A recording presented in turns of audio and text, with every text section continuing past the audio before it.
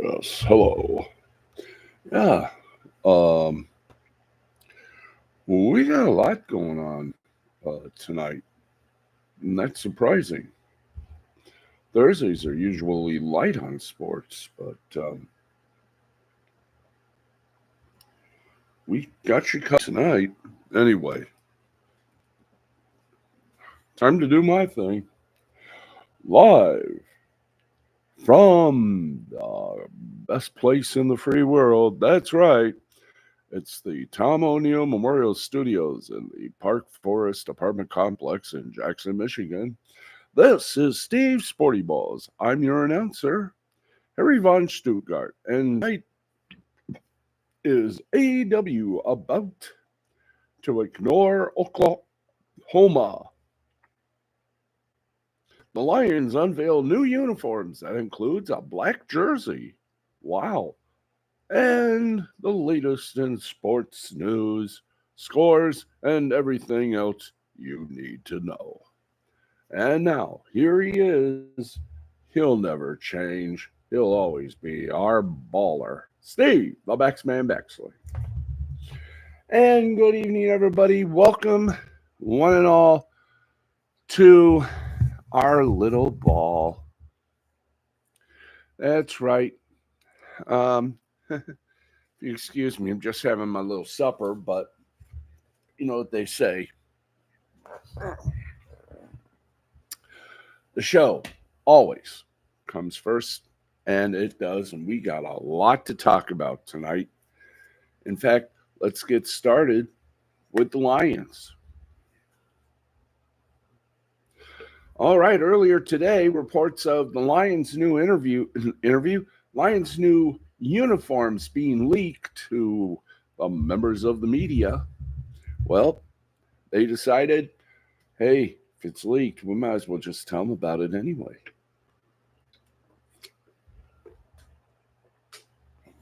So the defending NFC North champions are gaining a fresh look for the upcoming season. The Detroit Lions revealed the long awaited new uniforms last night. The video, which included a voiceover from Lion legend Barry Sanders, showcased the team's three new uniforms, including a black jersey that, according to the video, alludes to the Lions being part of the black and blue division. Detroit revealed its new uniforms hours after they were leaked on social media. The team first shared the new uniforms with season ticket holders during an unveiling party. Lions' new home uniforms harken back to the Lions' glory years with Sanders during the 1990s. The road jerseys include Detroit written across the chest and blue pants instead of the team's traditional silver bottoms. The new uniforms, Lions president Ron Wood said last month, quote, "The new uniforms are honoring our traditional color with a little updating and a twist. And it gives us a lot more options too. We're going to introduce a couple of different pant options that can go with the jerseys.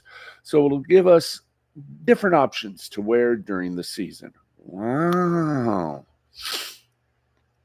Ain't that kicking the butt? Yes, sir. So not bad. Okay, get back to more of the NFL. The NFL did the impossible. They actually did something nice, or honorable if you prefer. The NFL reinstated 5 players who were suspended for the entire 2023 season after violating the league's gambling policy. Those players include Washington Commanders defensive end Shaka Toney and free agents Rashad Berry, Quintez Cephas, CJ Moore, and Demetrius Taylor. Toney can now participate in any Commanders offseason activities, and the 4 other reinstated players can now sign with teams per NFL insider for CBS Sports, Jonathan Jones. Cephas, Toney, and Moore were handed their suspensions last April. Cephas and Moore were abruptly released by the Lions after being issued their suspensions. Barry and Taylor were issued their suspensions last June, along with former Colt teammate Isaiah Rodgers, after betting on NFL games in 2022. Indianapolis waived each player shortly after the league suspended them. Rodgers has yet to be reinstated. Two other Lions, wideout Jameson Williams and Stanley Berryhill III, received 6-game suspensions for gambling. The NFL's gambling policy prohibits any league employee from gambling in any team or league facility or venue.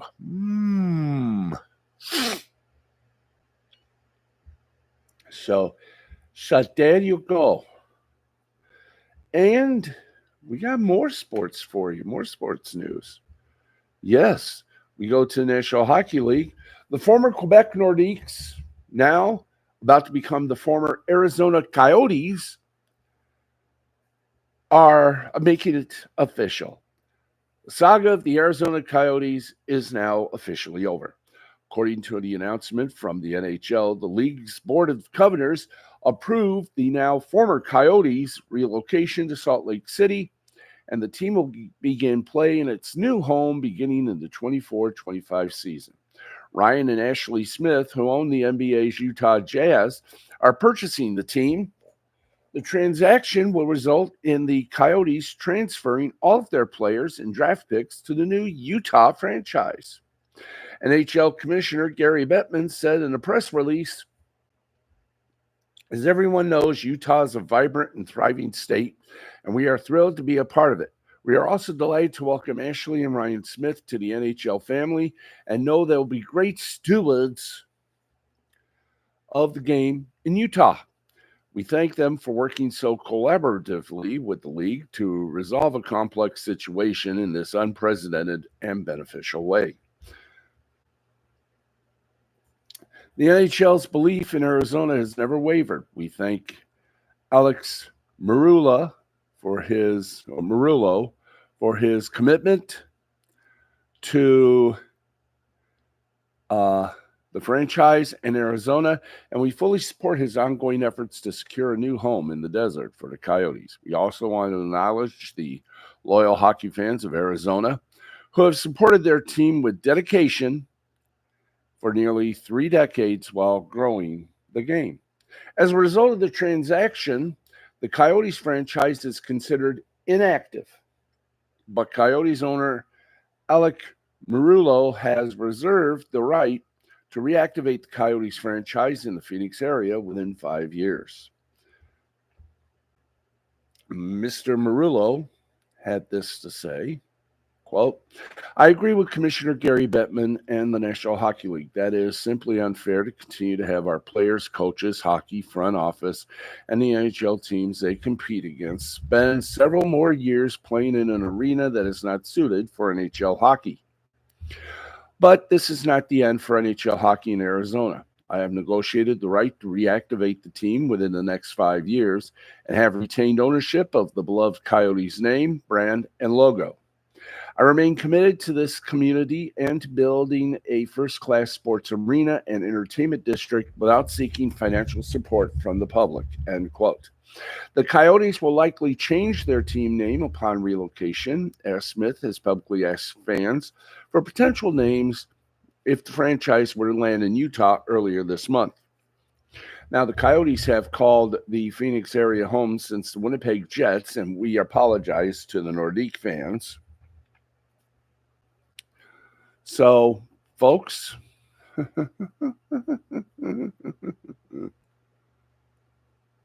Dunka. We thought they were the Quebec Nordiques, so apologies all around. The former Winnipeg Jets moved to Arizona in 96. The team was called the Phoenix Coyotes from 96 till 2014 before being renamed the Arizona Coyotes.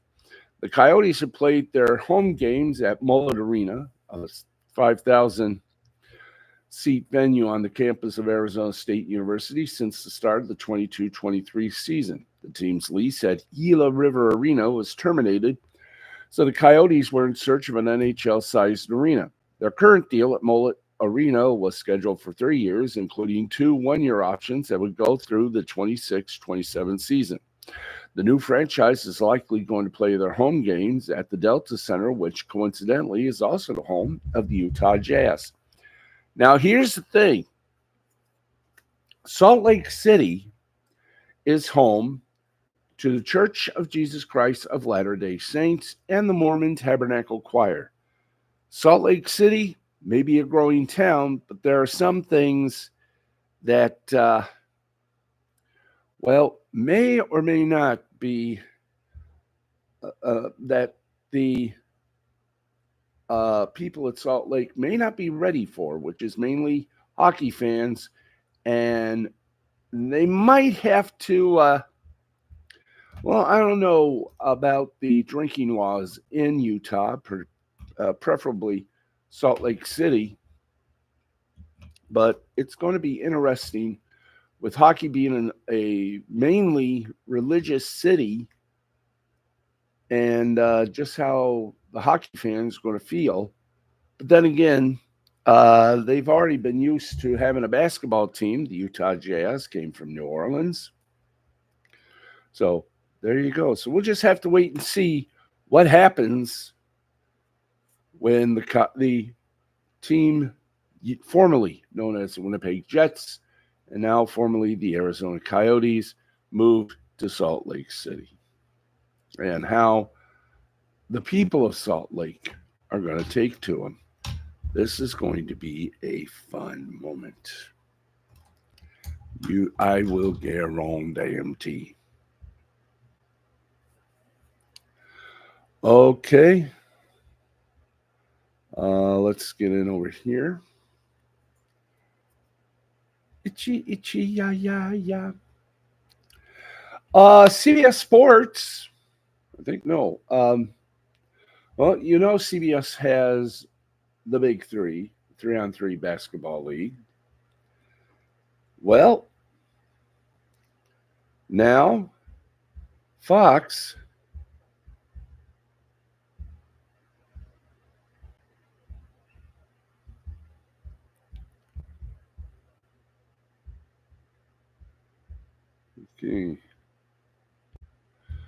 Fox has got their hands on the newest niche sport. Let's explain it to you. Well, it's not exactly a niche sport. It's a sport. It's up and coming. Fox Sports and the basketball tournament, TBT, the $1 million winner-take-all summer hoops event, on Thursday announced a multi-year media rights agreement to carry games on Fox, FS1, and FS2. The basketball tournament, otherwise known as TBT, will have 27 of its games air live, including 3 on Fox. Said TBT co-owner and Golden State Warrior guard Chris Paul, quote, "We are thrilled to make Fox Sports the new home of TBT.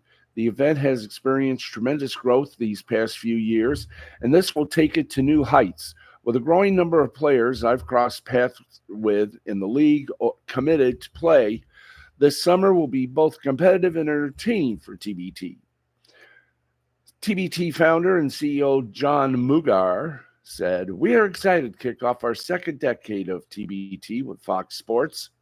Now across all the Fox platforms, Fox FS1 and FS2, we will reach more basketball fans than ever before, further cementing TBT as a mainstay on the basketball calendar.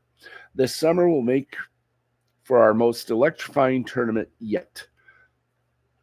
The executive vice president of programming and scheduling, Bill Wagner of Fox Sports, said, quote, "Fox Sports is always looking to expand our basketball offerings, and TBT is a perfect opportunity to provide more top-notch action to basketball fans around the nation. We are thrilled to showcase TBT around the Fox Sports family of networks this summer and in years to come." Now, TBT is a 64-team single-elimination tournament hosted across 8 regionals. All regional events are hosted by an alumni team representing a college basketball program. This summer's locations and host teams will include the following: Wichita, Kansas, hosted by the Aftershocks of Wichita State. Houston, Texas, hosted by Forever Cougs, the University of Houston. Indianapolis, Indiana, hosted by All Good Dogs in Butler University.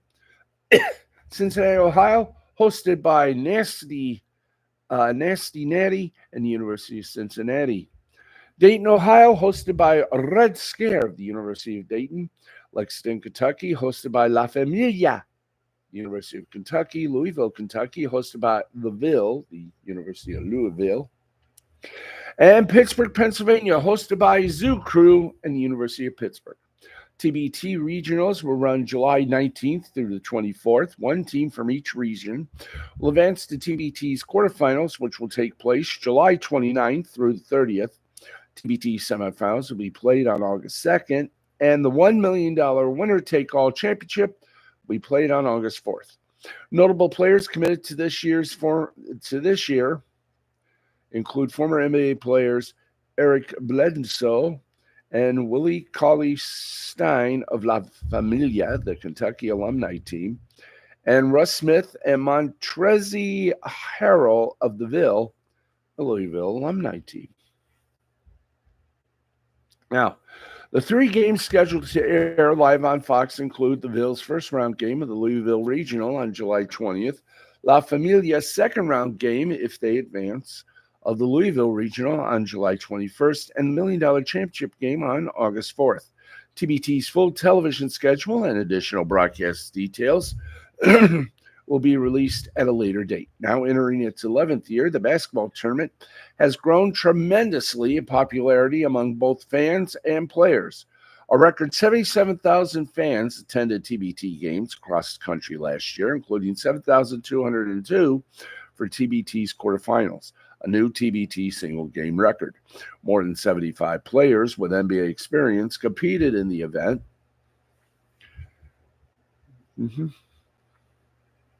In 2023, the most in tournament history. TBT is also the home of the Elam Ended Gills, the alternate ending to basketball games where teams play to a target score, which has previously been used in the NBA All-Star Game and is currently in use in the G League, the CEBL, and other events across the globe. Now, for more information on the basketball tournament, visit thetournament.com. So, congratulations to Fox. Speaking of basketball, oh boy.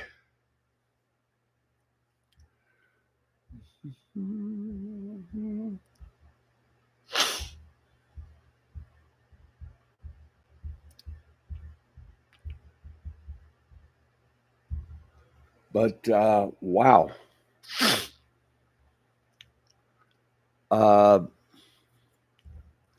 This may be hard to swallow, but the NBA's exclusive negotiating window with incumbent media partners Disney and Warner Brothers Discovery will likely pass without a deal announcement, according to people familiar with the matter. There we go. Thank you. Disney and Warner Brothers Discovery are actively in talks with the NBA, and those discussions will continue past April 22nd, even when the exclusive window expires. Now, those that are in the group that want to do things, by the way, hello, Phil, TMNT, Phil, Teenage Mutant Ninja Turtles, Heroes in a Half Shell, Phil Power. Now, Amazon, NBC Universal, Netflix, YouTube TV, and Apple have all expressed preliminary interest in talks with the NBA about potentially buying a package of games as a new partner, CNBC reported last year. The National Basketball Association's exclusive media rights negotiating window with current partners Disney and Warner Brothers Discovery is likely to expire Monday without a new deal, according to people familiar with the matter. Now, beginning next week, the NBA will be able to work on agreements for new partners to show packages of games. Amazon, Apple, YouTube TV, Comcast, NBC Universal, Peacock, and Netflix have all had preliminary conversations with the league expressing potential interest, CNBC said, reported last year. The exclusive negotiating window with the league's incumbent partners officially ends on Monday. Now, while no agreement is expected to be announced by the deadline, Disney and Warner Brothers Discovery, Disney, of course, owns ABC and ESPN. Warner Brothers Discovery owns the Turner Networks. Now, they'll both continue to work on terms with the league. An NBA spokesperson confirmed the NBA would like to bring in at least one new partner to serve as a flagship streamer. CNBC reported last year the league wants a robust streamer or streaming partner that will use marketing and reach to make the games a priority on their platforms. League spokesperson said in a statement to CNBC, we continue to have productive discussions with Disney and Warner Brothers Discovery on a renewal of our media deals. Now, spokespeople for Disney and Warner Brothers Discovery declined to comment. Warner Brothers Discovery's TBS began airing games in 1984. TNT has shown NBA games since '88. Disney's ESPN and ABC have broadcast the NBA since 2002. The two companies have both publicly expressed the desire to renew with the NBA and have joined forces with Fox to launch a new streaming service geared to sports fans that don't already pay for cable. That service will debut in the fall, the company said earlier this year. The NBA is looking to double $24 billion it generated from its previous media rights deal with Disney and Warner Brothers Discovery by adding new partners and charging more for the rights, CNBC reported last year. 2014, during the NBA's last negotiation, the league renewed its rights with Disney and Time Warner about 5 months before the end of its exclusive negotiating window. The NBA also doubled its price for its rights in that deal from its previous agreement. This time, the discussions with Disney and Warner Brothers Discovery are more complicated because of the likely addition of a third party. Both Disney and Warner Brothers Discovery aren't eager to lose the rights they already have. And hello, Matt, Ed, and Eddie. Still, the league is looking for a large increase in fees, and neither company wants to carry the full burden of paying significantly more for what they already have, according to people familiar with the negotiations. That allows for the league to bring in another party or perhaps possibly even two more. The NBA could sell its new in-season tournament package of games to a separate media company other than its primary new streaming partner, one of the people said.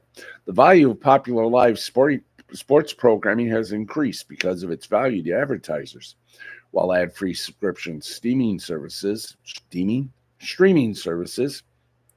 have increasingly become the home for popular scripted programming. Sports is still predominantly watched live, forcing viewers to see commercials. Last year's NBA playoffs was most watched in 11 years across TNT, ABC, and ESPN, and NBA TV, according to Nielsen. The 23-24 NBA regular season averaged 1.09 million viewers, up from 1% from last year, and the highest cross-network network average in 4 years, according to Sports Media Watch. Still, though, regular season viewership plateaued this year among standard cable and broadcast networks across ABC, ESPN, and TNT. The average televised audience of 1.56 million was down 1% from last year's 1.59 million, and that was the lowest in 3 years. TNT averaged 1.4 million viewers for its 65 regular season games, equaling the year prior, according to Warner Brothers Discovery spokesperson. The first round of the NBA playoffs will start Saturday.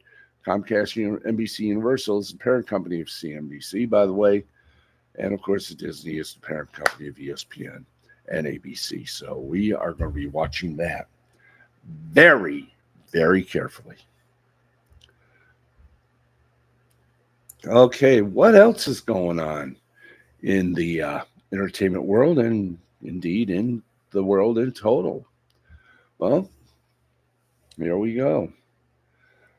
An intriguing billboard has captured the attention of drivers along Interstate 96 in West Michigan. The sign bearing the mascot logo of the famed Buc-ee's chain of convenience stores reads only 444 miles. Let's kill that off there. Causing many people to wonder. We'll do the math for you. From Lowell, Michigan, traveling 444 miles, we'll bring you to Richmond, Kentucky, which is the nearest Buc-ee's location. But is the popular business with its cult-like following teasing us about a future Michigan location? Some are speculating that the billboard is an elusive way to put the state on notice of an impending Buc-ee's. One Facebook commenter, I hope it means they're planning a store in Michigan. Now, when similarly mysterious Buc-ee's billboards recently appeared in New Jersey, a state without any Buc-ee's locations, company spokesperson Jeff Nadalo told the Ashbury Park Press, the signs were meant to get people to think about Buc-ee's between here and wherever they're going, end quote. So you have a trip south planned for a summer, perhaps a stop in Richmond is in the cards. Stores are also planned in Huber Heights, Ohio, DeForest, Wisconsin. Although opening dates have yet to be announced, the Huber Heights location would be a roughly 3-hour drive from Detroit, maybe about 4 hours from Jackson. An email seeking comment from Buc-ee's was not returned. The popular mega convenience store attracts visitors from hundreds of miles away, seeking out their popular beaver nuggets, brisket sandwiches, and jerky. And be sure to check out the bathrooms, which are apparently the cleanest you'll find anywhere.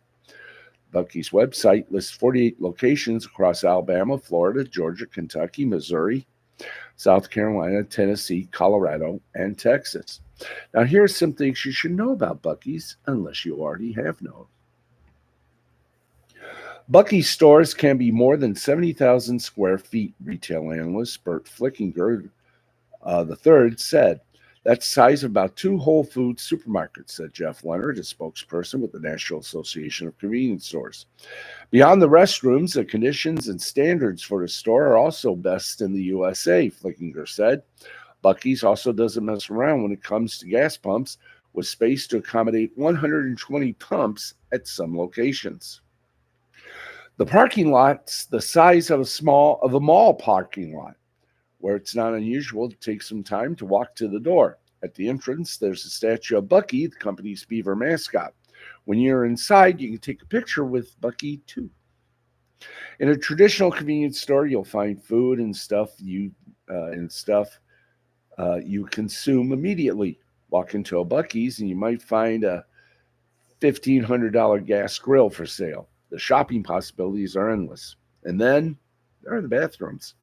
Like gas pumps, there are a lot of them. For instance, in the men's room, there may be 3 dozen urinals and just as many stalls.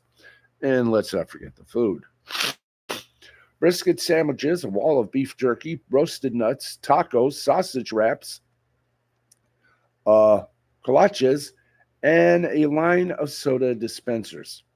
Leonard said, it's food theater. It's a lot to take in. You just have to be ready for it. If you want dull and quiet, you want to keep on driving. If you want to know more about Buc-ee's, go online. Okay, we have reached the halfway point of our broadcast. Salut. Mm.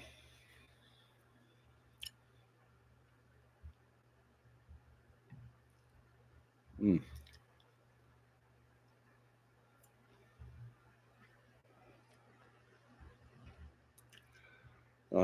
Let's see what we got here. Okay, let's get out of that. And we will go over here. Or have we already done that? Oh, yeah.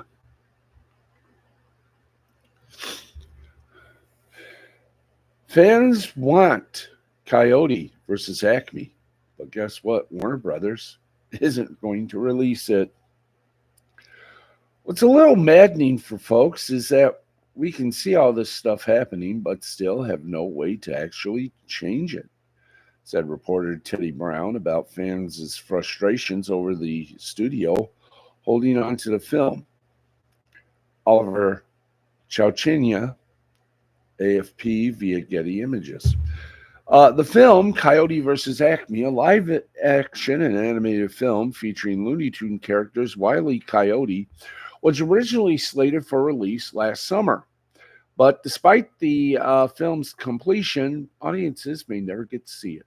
In November, Warner Brothers announced it would indefinitely hold the project. There's been a lot of speculation as to why.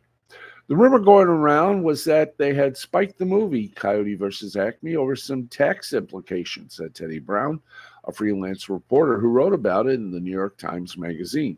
Quote, they were trying to save on their tax bill after quite a large merger with Discovery, end quote. Speculation or not, the studio has no plans to release the film now, which has not only been frustrating to fans, but also to the crew members and actors who spend hundreds of hours working on the project. Marketplace's Kai Rysdale spoke with Brown about the film and the studio's decision to shelve it. And if you want to see that interview, go to Marketplace's website, marketplace.org.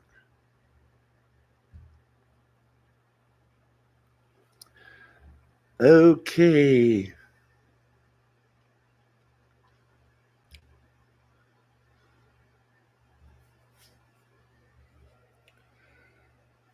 Let's see what else we got here as we continue to party along.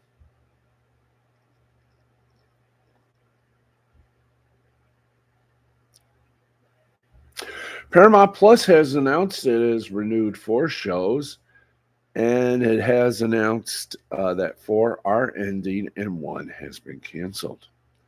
So here we go. Wolfpack has been canceled after 1 season. The Hollywood Reporter reports. Let's keep going. So what else got the old Xaroo? Evil is ending after 4 seasons, 2 of them with CBS. Frasier has been renewed for season 2.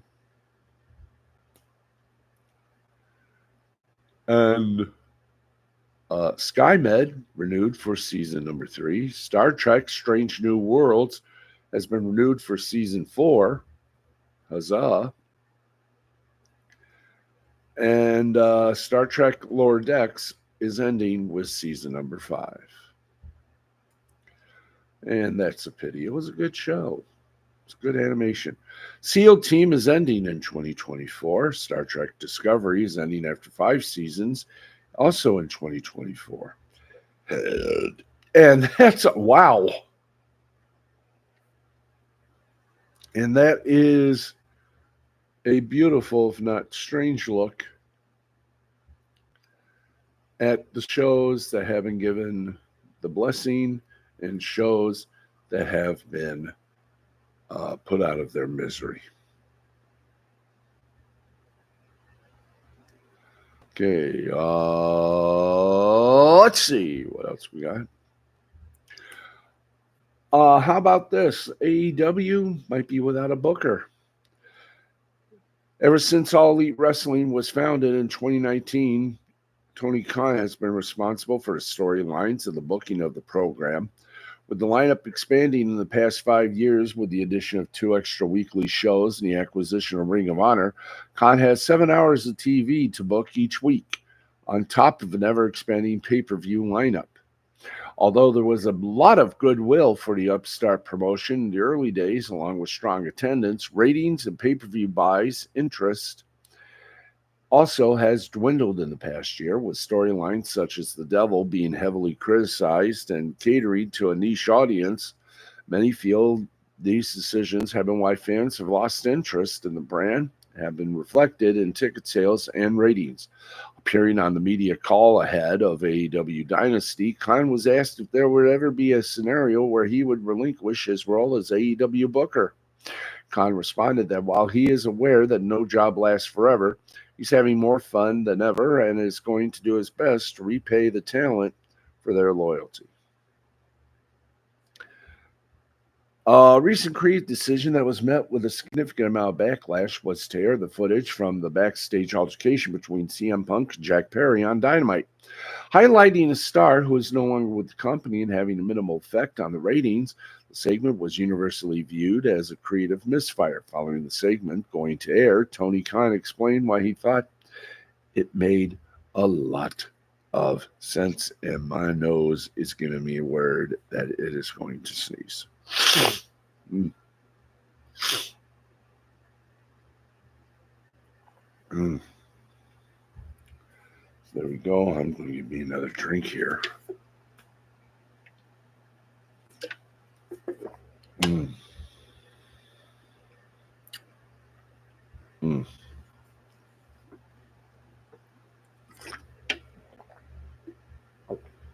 By the way,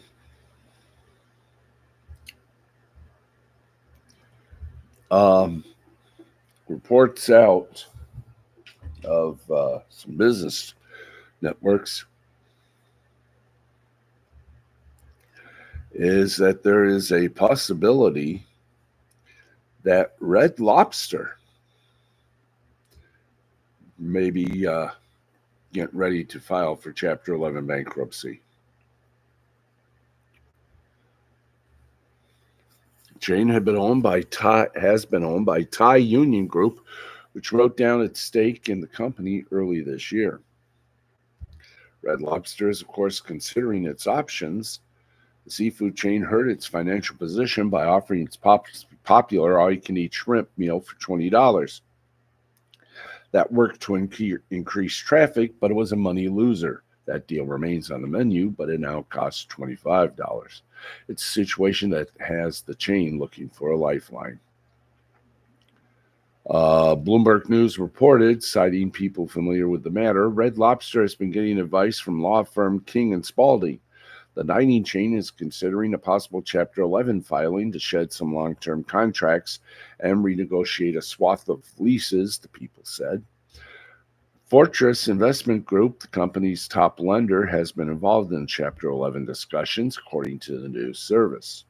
Red Lobster recently changed CEOs. Horace Dawson stepped down and retired, and Jonathan Tibus, managing director of management consultant Alvarez in Marseille, took the helm. Tibius is considered a turnaround expert who helped Kona Grill and Crystal through their Chapter 11 bankruptcy filings.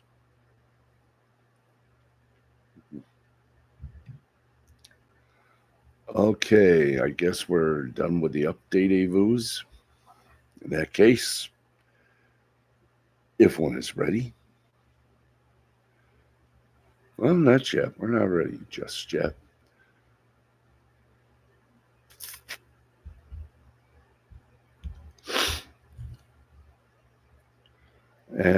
Oops, I knew I would spell that wrong.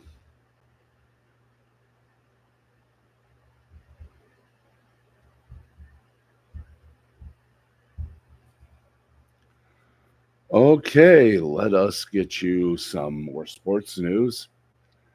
And we're making this an even funner day. So,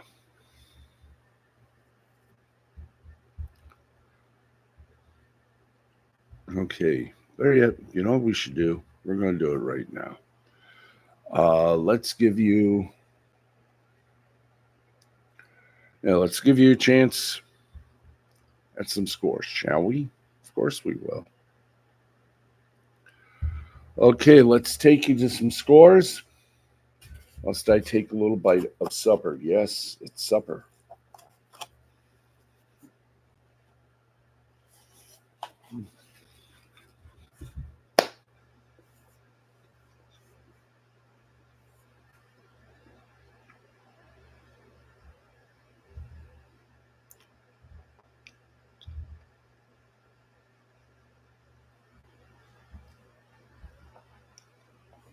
Mm.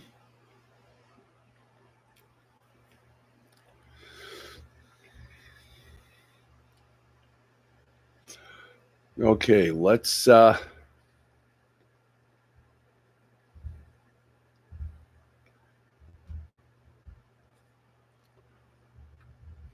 here. good. Let's get you some ice hockey. And let's take you to the games that are still going on right now. In the first period, Los Angeles Kings, Chicago Blackhawks are scoreless. The Vegas Golden Knights, the Stanley Cup champions, defending, and the Anaheim Ducks are also scoreless at 0-0. In the second period, the Colorado Avalanche lead the Edmonton Oilers 4-1. And in intermission, it is the Calgary Flames 5, San Jose nothing. Minnesota Wild lost to the Seattle Kraken 4-3. And the Winnipeg Jets beat the Vancouver Canucks 4-2. Whoa. And we have any other hockey games among? Oh, yeah. The Ontario Hockey League playoffs. London defeated Kitchener 4-3. Oshawa defeated Ottawa 4-1. And North Bay blanked Sudbury 5-0. And there you have that on your minds and in your hearts. Okay, we go from one Barron score to another Barron score. That's right, I hit the wrong button. Now we're getting it right.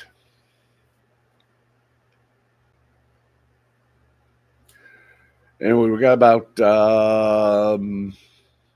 19 minutes remaining. So right now we're going to go to basketball. They're playing basketball, and so are we. No NBA games tonight? Obviously not. But that doesn't mean there's no basketball to speak of. In the Super League in Canada, Newfoundland defeated Sudbury 123-108. In Great Britain, London defeated Surrey 97-85. And in South Korea, the Sonic Boom beat the Changwon LG Sailors by a score of 83-63. Now, we take you to the mysteries that is our favorite little sports here on the broadcast. That is, of course, soccer. And in the Europa League quarterfinals, Liverpool beat Atalanta by a score of 1-0. Marseille beat Benfica 1-0. Roma beat Milan 2-1. Bayer Leverkusen and West Ham United ended in a 1-1 tie. Okay, let's get you some more soccer. Then we'll hit you over to minor league baseball. Then we'll get you to baseball and any other sports that is up your alley. We never disappoint here on this broadcast, and we never will. Okay, in the women's CONCACAF Championship Youths 20, it was the Colombia women over the Bolivia women 3-0, and Brazil over Venezuela 2-1. A lot of excitement, don't you think? Yes, we do.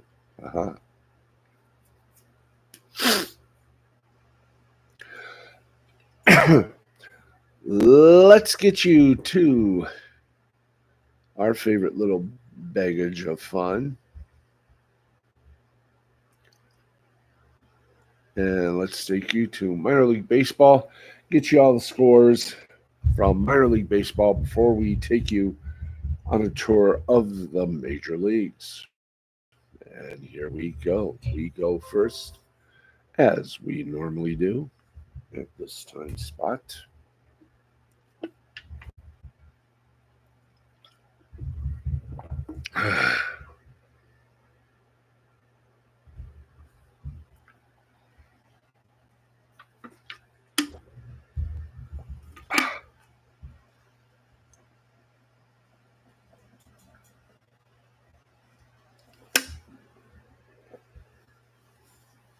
All right.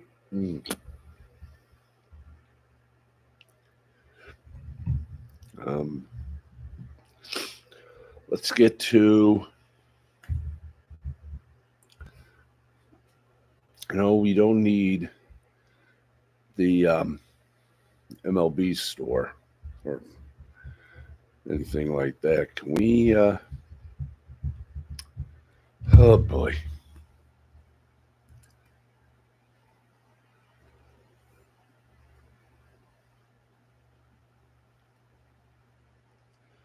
Okay, we want to get to the scores of the minor league baseball games before we go to Major League Baseball. We're trying to get things running very smoothly. Then, after all that, we take heed, we take pause.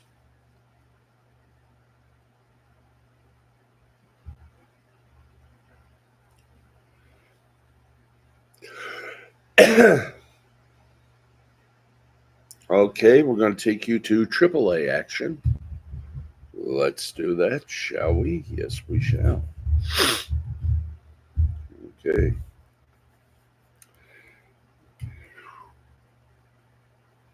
Man, I might just have to open up a window.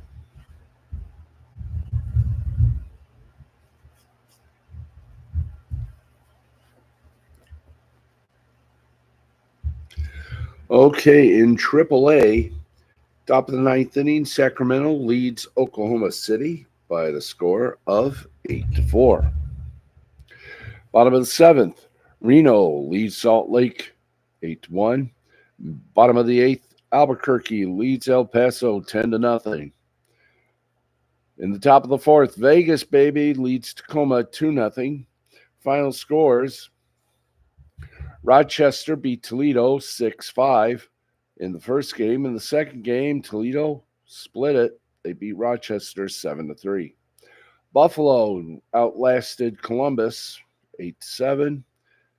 Scranton Wilkes-Barre over Lehigh Valley 8-4. Indianapolis over St. Paul 6-5. Charlotte over Syracuse 5-4. Gwinnett over Memphis Memphis over Gwinnett 3-1. Jacksonville over Norfolk by the same score of 3-1. Nashville over Omaha 9-1. Sugarland over Round Rock 7-6. 2 games postponed. Louisville and Iowa, which will be made up on August 19th, and Durham and Worcester will be made up on August 20th. That's your AAA scoreboard. Let's take you now to the double dip of AA. Beep, beep. Said AA, guys. AA. Thank you. Let's give you AA. Bottom of the eighth, Reading over Binghamton, 7-4. Top of the ninth, it's Wichita over Tulsa, 6-4. Bottom of the eighth, Amarillo over Springfield, 6-3. Portland in final scores, Portland over New Hampshire, 3-0. Final in a full 9, it was Binghamton over Reading, 4-3.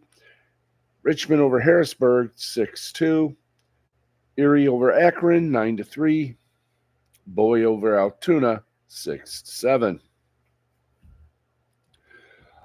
Somerset over Hartford, 5-3. Montgomery blasting Tennessee, 13-2. Rocket City over Pensacola, 5-3. Final in 10 innings. Corpus Christi over San Antonio, 4-3. Arkansas over Frisco, 6-1. Biloxi over Chattanooga, 4-0. Birmingham over Mississippi, 2-0. Northwest Arkansas over Midland, 7-1. And that's your AA. Now for the A that we're a part of, the high A. Let's take you to the big tournament right there, or the big action right there. Top of the sixth, Tri-City over Hillsboro, 2-1. Top of the third, Everton Spokane tied at 1.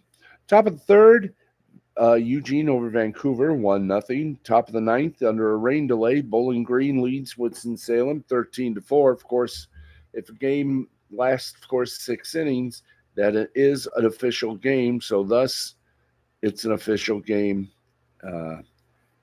in the top of the ninth, even though they are on a delay or in a rain delay.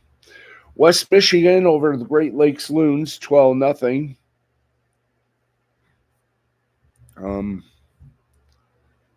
Okay, apparently this game is over, but we do not have the names of the teams to protect the innocent.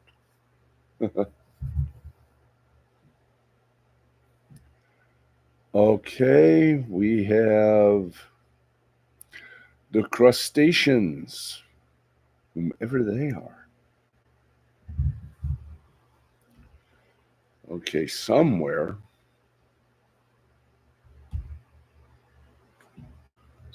we will find out who, where, why, and how. Okay.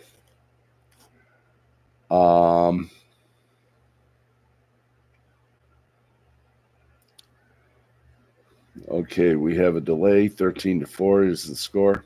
Final score is, okay, we mentioned West Michigan beating Great Lakes Loons by a score of 12-0. Greensboro over Hickory, 9-6. Wilmington over Greenville, 6-4. Brooklyn over Jersey Shore, 6-4. Lansing came close, but lost a heartbreaker to Lake County, 6-5. Hudson Valley over Aberdeen, 8-7. Rome over Asheville, 8-5. Fort Wayne in 10 innings over Dayton, 7-6. Quad Cities over Peoria, 1-0. Beloit over South Bend, 7-2. And Cedar Rapids over Wisconsin, 6-5. And we got a couple more to go here. Single A teams. This is your time to shine.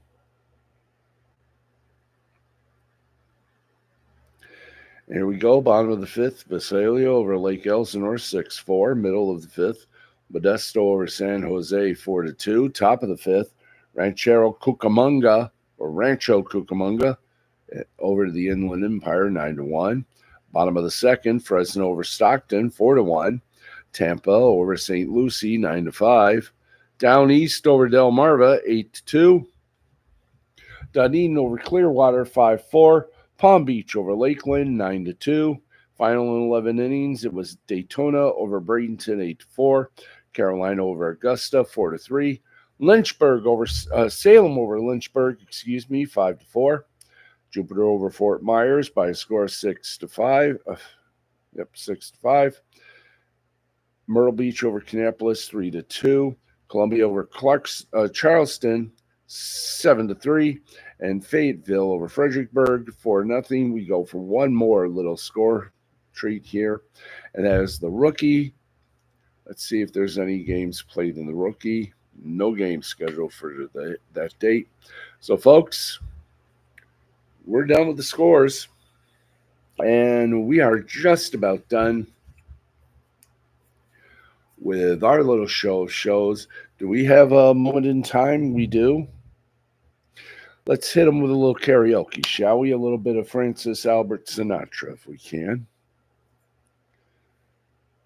If we can.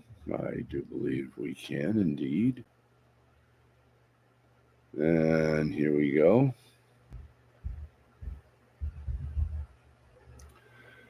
And here we go, little.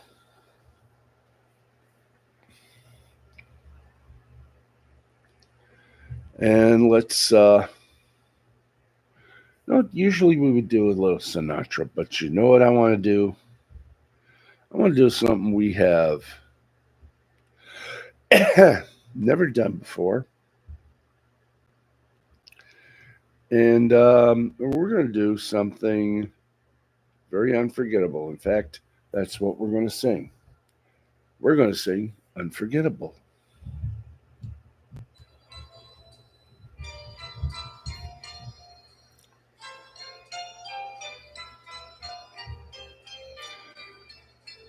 Unforgettable. That's what you are. Unforgettable. Through near and far. Like a song of love that clings to me.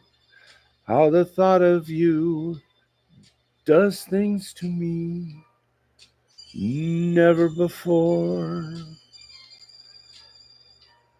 Has someone been more unforgettable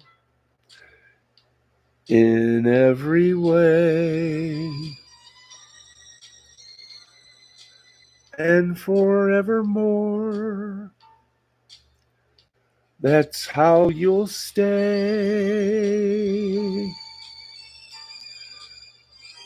That's why, darling, it's incredible that someone so unforgettable thinks that I am unforgettable too.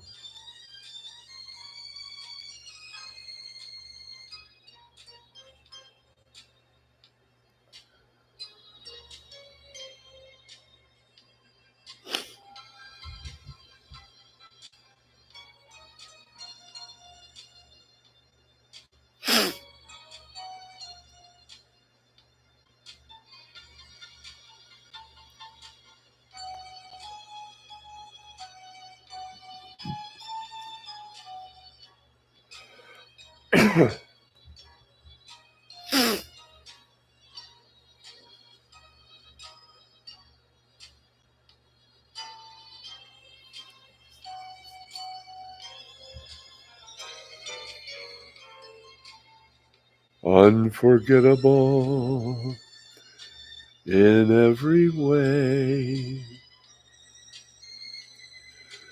and forevermore. That's how you'll stay.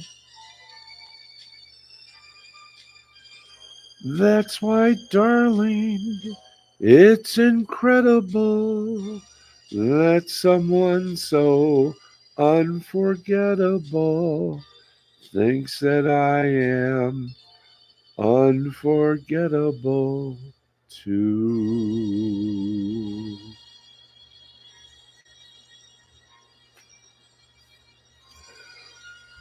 Little unforgettable music for you tonight, group.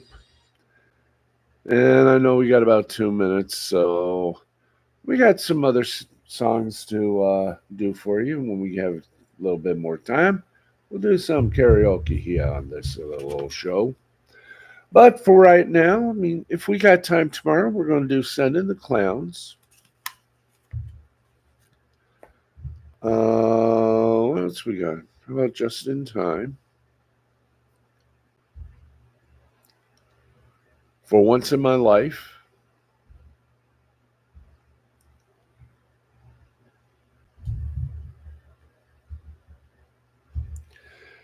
And maybe a few others this week. We'll have to see if we got time tomorrow to do some more karaoke for you. But, folks, that's going to wrap things up for us on a beautiful night. And hopefully, beautiful Friday as we start the countdown to a great weekend.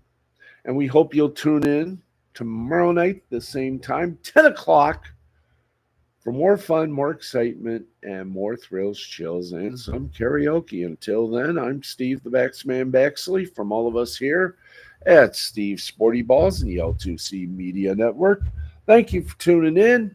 Enjoy the rest of your evening. This has been a presentation of Mystifying Creativity Productions in association with the L2C Media Network. I'm Steve the Baxman Baxley for couple of great guys named Jay the Brain Man and Matthew the Wizard Nichols. I'm Steve the Baxman Baxley. As always, cuckoo, cuckoo. Thank you, and good night, everybody.